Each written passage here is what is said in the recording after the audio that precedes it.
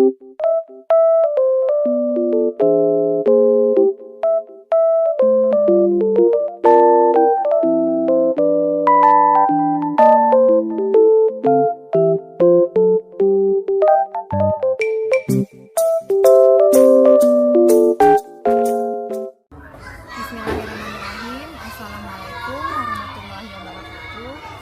Hai Ibu dosen dan teman-teman semua. Saya Barka, saya dari Prodi MPI, Kelas Eksekutif Cibinong. Di sini saya mau membuat tugas video untuk mata kuliah Manajemen Pendidikan Informasi. Di sini ada beberapa materi yang ingin saya sampaikan. Yang pertama, materi yang mau saya sampaikan pertama adalah tentang konsep dasar sistem. Baik, pengertian konsep dasar sistem merupakan sekelompok komponen berbasis komputer yang dibuat oleh manusia dalam mengelola data, menyimpan, menghimpun kerangka kerja, serta mengkoordinasikan sumber daya manusia dan sistem keluaran untuk mencapai tujuan dan sasaran yang telah ditetapkan. Semua sistem memiliki 3 unsur. Yang pertama yaitu menerima data sebagai masukan atau input. Lalu yang kedua, memproses data dengan melakukan perhitungan, penggabungan unsur data, memutakhirkan perkiraan, dan lain-lain. Yang ketiga, memperoleh informasi sebagai keluaran atau output. Pendekatan sistem. Pendekatan sistem ialah pendekatan yang bersifat integratif atau penyatuan, karena pendekatan ini didasarkan pada cara berpikir logis dan sistematis dalam memecahkan suatu masalah organisasi. Guna pendekatan sistem ada 2. Yang pertama, mengembangkan dan mengatur atau mengelola sistem operasional, misalnya saluran uang, sistem personil, dan sebagainya. Lalu yang kedua, merancang sistem informasi untuk pembuatan keputusan.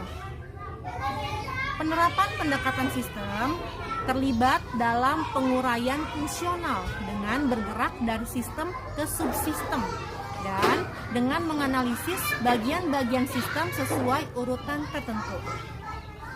Penggunaan konsep-konsep sistem dalam pengertian yang paling sederhana, konsep-konsep sistem memberikan kita pemikiran tentang manajemen. Konsep-konsep tersebut memberikan kerangka acuan untuk menilai akibat pengambilan keputusan manajemen. Itu adalah materi tentang konsep manajemen. Materi selanjutnya adalah tentang silabus dan sistem informasi manajemen, yaitu SAP dan SIM.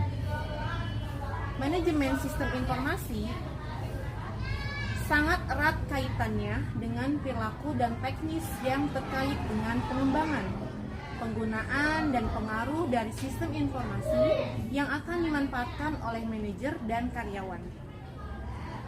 Silabus, perangkat rencana dan pengaturan pelaksanaan pembelajaran serta penilaian yang disusun secara sistematis dan memuat komponen-komponen yang saling berkaitan untuk kemudian mencapai penguasaan kompetensi dasar. Fungsi silabus terbagi menjadi 4. Yang pertama, sebagai pedoman penyusunan buku siswa yang kemudian memuat materi pelajaran, aktivitas peserta didik, serta evaluasi pembelajaran.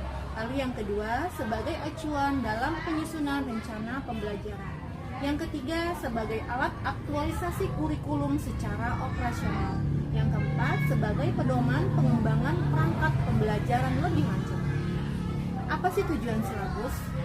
Tujuan silabus adalah untuk mempermudah, memperlancar, serta meningkatkan hasil proses belajar mengajar dan menyusun berbagai rencana pembelajaran secara profesional yang sistematis dan berdaya guna. Di sini juga kita menjelaskan tentang langkah-langkah pembuatan silabus, mengkaji standar kompetensi, mengidentifikasi materi pokok, mengembangkan kegiatan pembelajaran, merumuskan indikator pembelajaran, menentukan jenis penilaian, menentukan alokasi waktu, serta menentukan sumber belajarnya. Itulah tentang SIM atau silabus. Lalu pengertian SAP. Apa sih SAP itu? Satuan Acara Perkuliahan.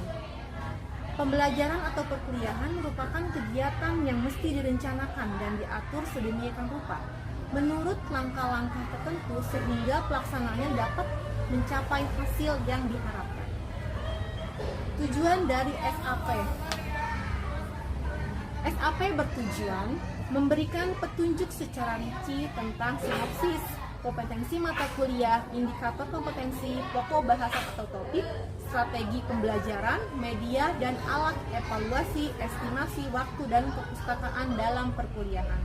Fungsi SAP.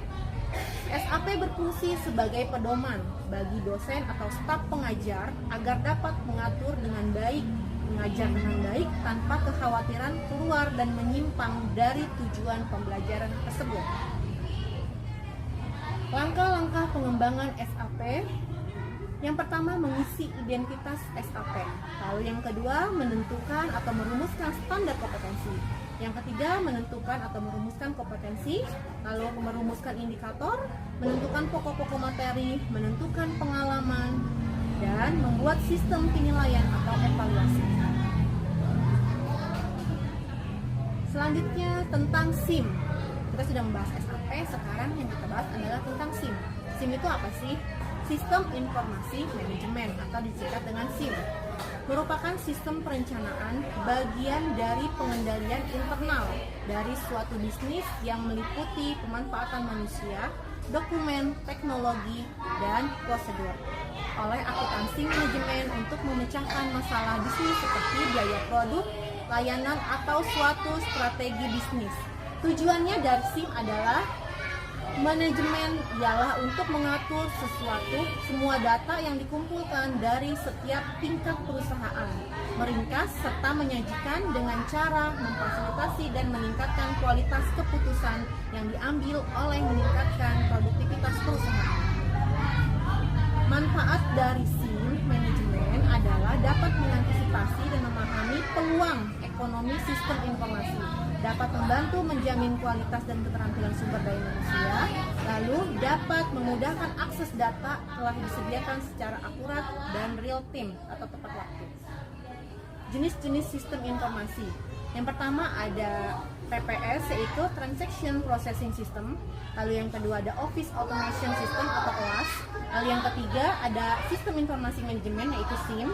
Yang keempat Knowledge Work System atau KWS. Itu adalah materi yang bisa saya sampaikan tentang SAP dan SIM. Baik, materi selanjutnya adalah tentang database atau basis data.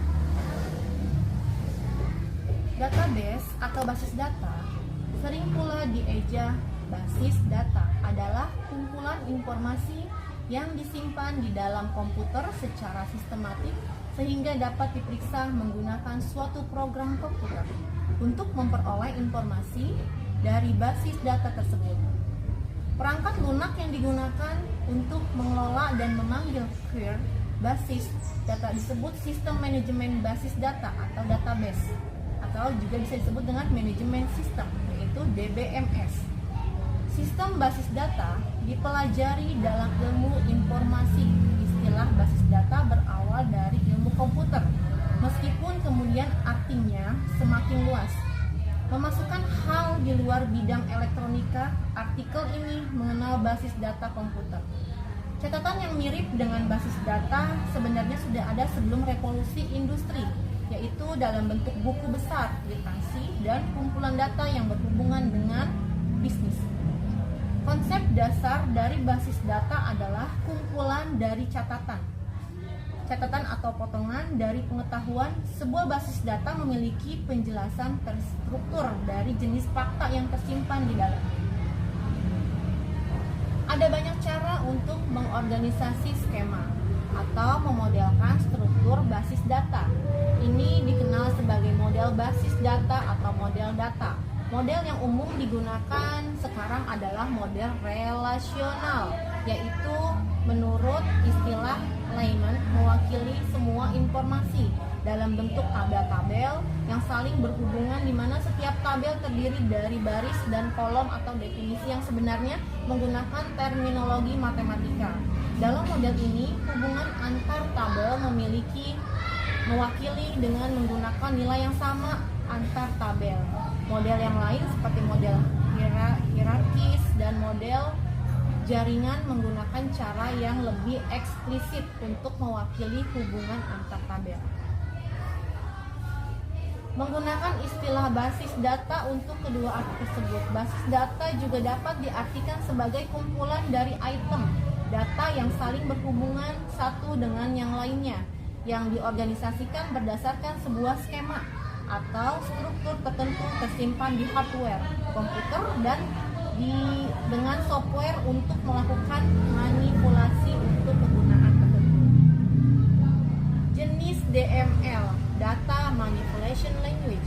Masyarakat, yang pertama masyarakat. Agar pemakai menentukan data apa yang prosedural diinginkan serta bagaimana cara mendapatkannya.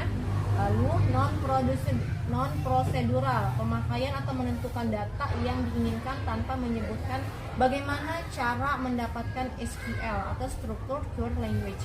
SQL adalah bahasa yang digunakan untuk berkomunikasi dengan database. Menurut ANSI, American National Standard Institute, bahasa berkomunikasi dengan database. Ini merupakan standar untuk Relational Database Management System atau RDMBS. Tujuan dari basis data.